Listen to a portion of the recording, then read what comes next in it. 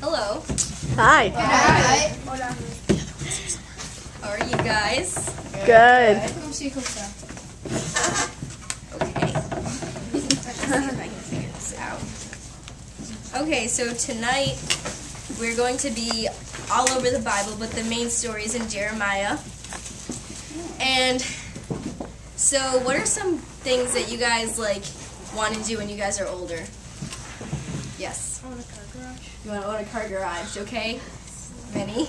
I want to have a sports car. A muscle car. That'll get fixed at Jake's car garage. I know I want to go to college. I want to drive in a year, a little less. Yes, Kaylin. Have a family. Have a family. Corey. I want to skydive. Vinny. I want to be a fashion model. Really? No, I can see that. So, none of you really, planned around, drastically being used by God at such a young age, right? I'm sure that's not a lot of plans, and that definitely was not in Jeremiah's plan. He was around 20 years old, and he was sent to go plead with Judah, the people of Judah, to stop sinning, because Israel is right above them, and they had really fallen into this path of destruction, and Judah really followed in their footsteps, and they had selfish kings, and they were dying spiritually. And so God sent Jeremiah to go plead with them to stop sinning. And so we're going to start in Jeremiah. Does someone want to read? Jeremiah what? Well, I'm going to split it up, so Jeremiah 1. Volunteer service. Oh! Yes, Libby. Okay. You can read from 4 to 7, and does someone want to read from 7 to 10? Chapter 1? Yeah. Verse 4 to 7. And Jamie, do you want to do 7 to 10? Yep. Great. 1 to 7? 4 to 7. 4 to 7. Okay. 1, 4 to 7. The Lord gave me this message. I know you before I formed you in your mother's womb. Before you were born, I set you apart and appointed you as my prophet to the nations. O sovereign Lord, I said, I can't speak for you. I'm too young. The Lord replied, Don't say I'm too young, for you must go wherever I send you and say whatever I tell you. And don't be afraid of the people, for I will be with you and will protect you. I, the Lord, have spoken. Then the Lord reached out and touched my mouth and said, Look, I have put my words in your mouth. Today I appoint you to stand up against nations and kingdoms. Some you must uproot and tear down, destroy and overthrow. Others you must build up and plant. Thank you. So I don't know about you guys, but when I'm 20, I plan on being in college and not really knowing where I'm going yet. And so Jeremiah was 20, and God comes to him and he says, I want you to go to a nation and tell them that what they're doing is wrong and to change your ways. I think that would kind of freak me out, going to a big country and strong leaders. And he said, I do not know how to speak, I am a child. And I know also as being younger, I feel like I can't do things that I would do if I was older because people might not, look at me, seriously and not take me seriously and not really listen to what I have to say because I'm younger. I don't know if any of you guys ever feel like that. Yep. Jake? Yes? Okay. I know you're going to comment. Jake, yes. So yeah, that's kind of where Jeremiah is coming from. God, I'm 20. I can't really go to these people and speak to them. They're not going to listen to me. And then we also have 17 to 19 still in chapter 1. Does someone else want to? Jake? 17 and 19? Yeah, 17 through 19. Yeah. Okay. Get yourself ready. Stand up and say to them whatever I command you. Do not be terrified by them, or I will terrify you before them. Today I have made you a fortified city, an iron pillar, and a bronze wall to stand against the whole land, against the kings of Judah, its officials, its priests, and the people of the land. They will fight against you, but will not overcome you. For I am with you and will rescue you, declares the Lord. So God says, I'm with you, I'm behind you. Whatever they say, I will come with you and I'll be behind you. He's made him a fortified city, an iron pillar, and a bronze wall to stand against the whole land and against the king of Judah. And so God's just saying, I'm with you all the way, and they're not stronger than me. And I really I like this passage because I know a lot of times I see people that are need God, and I'm like, well, I can't really go up to them. They're going to be like, what a freak, she's preaching to me. Or they won't want to listen to what I have to say. But God said he's behind you. They will fight against you, but they will not overcome you. And I don't know, that's just really strong passage, and it shows how strong God is and how badly how Jeremiah was really supposed to go and talk to these people, because he was kind of their only chance, but turns out that they did not listen to him and they were exiled to Babylon. So they didn't really follow, and that's what their punishment was. And then we're also going to jump over to Exodus with Moses, because that kind of goes with the theme of the night. It's chapter 3 of Exodus.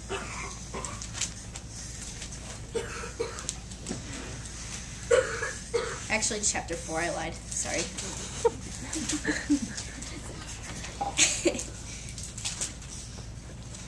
So here, I don't know if you guys are familiar, but God really wanted Moses to go and talk to the people in Egypt to get them out of the Pharaoh, from under the Pharaoh, because these people have been captured under the Pharaoh for a really long time, and God said it's time to get them out.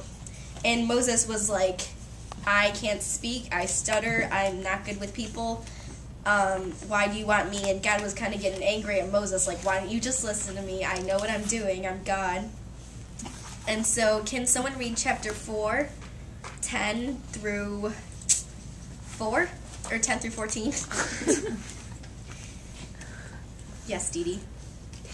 Kristen, sorry. Moses said to the Lord, O Lord, I have never been eloquent, neither in the past nor since you have spoken to your servant. I am slow of speech and tongue. The Lord said to him, who gave man his mouth? Who makes him deaf or mute? Who gives him sight or makes him blind? Is it not I, the Lord? Now go, I will help you speak and will teach you what to say. But Moses said, O Lord, please send someone else to do it. Then the Lord's anger burned against Moses, and he said, what about your brother Aaron and Leviti? I know he can speak well. He is already on his way to meet you, and his heart will be glad when he sees you.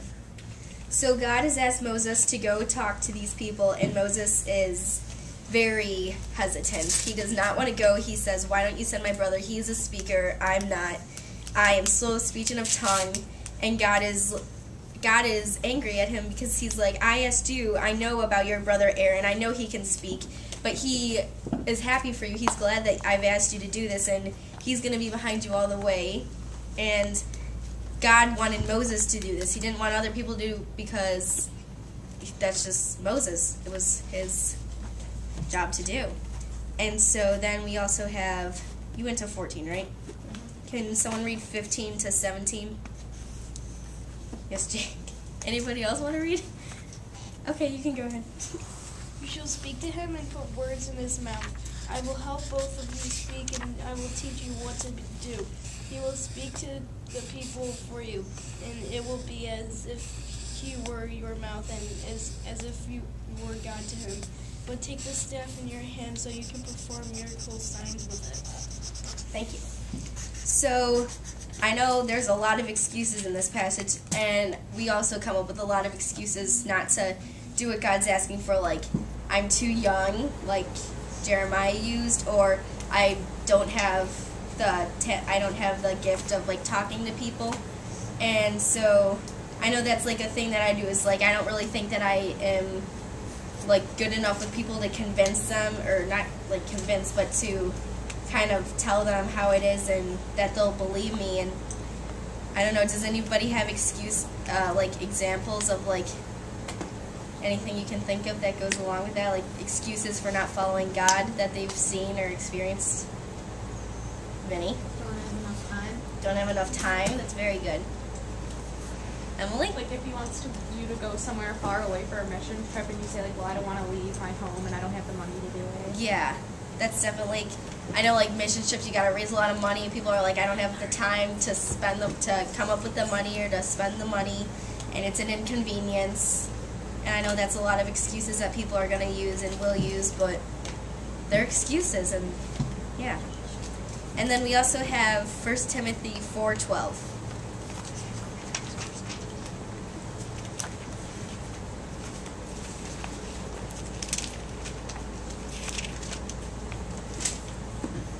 Anybody want to read it?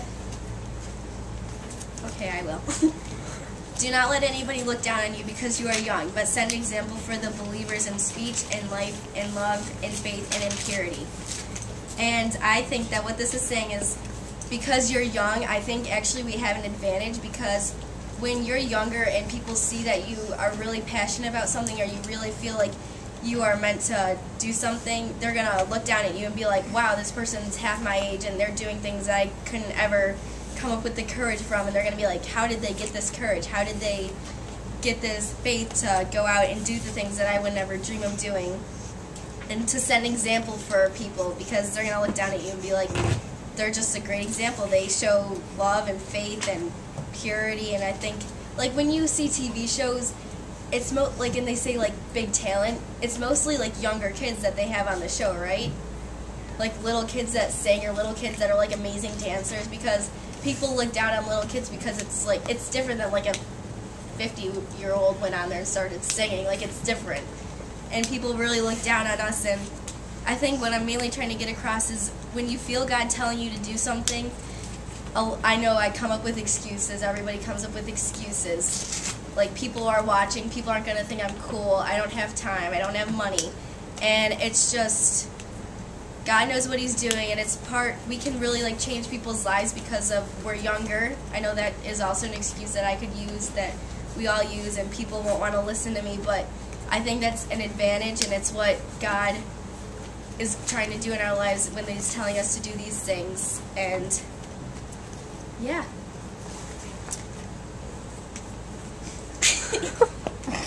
Do you guys want to pray? Oh, I'll pray actually, but we're going to pray. Alright, let's bow our heads.